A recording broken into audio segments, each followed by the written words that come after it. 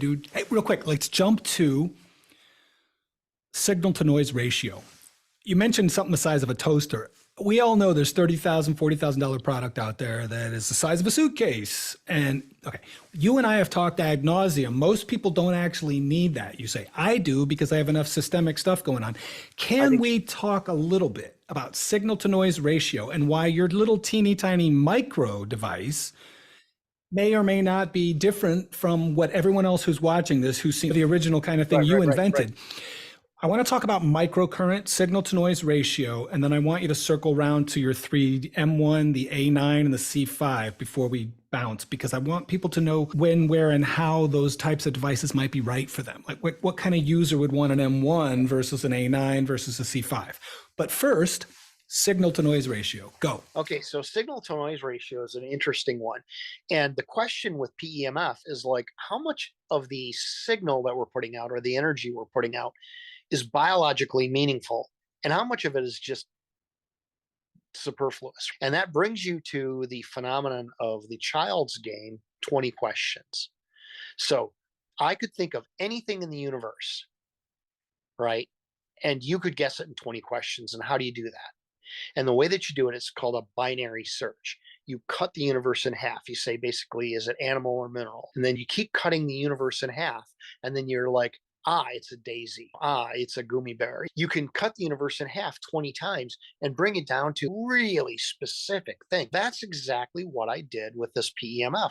When I was able to find in my consulting with NASA back in the mid 90s that we could make it work, I started asking the question, what part of that waveform makes it work? So I started cutting the waveform in half. And then when I told you a few beginning here that it was 99.8% efficient, 99.8% efficient, 500 times more efficient, that's because exactly that what I was doing was I would cut out part of the waveform, retain part of the waveform, and then do I still get the same biological effect, which I was testing in my trusty old broken back. And if it stopped working, then I knew this part of the signal that I threw out that was important kept working, then I could safely throw out that part of the signal and I could cut it in half again.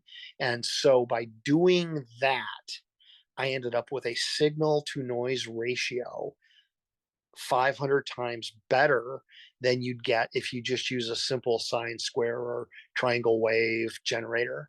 You can make it 500 times more efficient if you only use that very specific part of the waveform, which it's not a secret. I publish it. I patented it, but I've patented it, of course, so to protect it so people can use it, so that somebody can't like prevent another person. I permit other people to use it so no scumbag can take it away, right?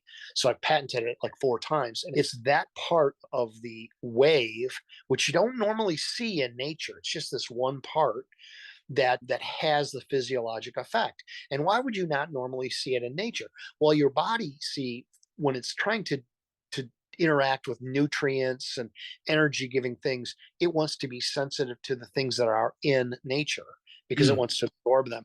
However, when it wants to have internal signals that don't get all jumbled up, like you don't start doing the funky chicken every time you walk out in the sunlight, your body has to use signals that are different from what you have in nature.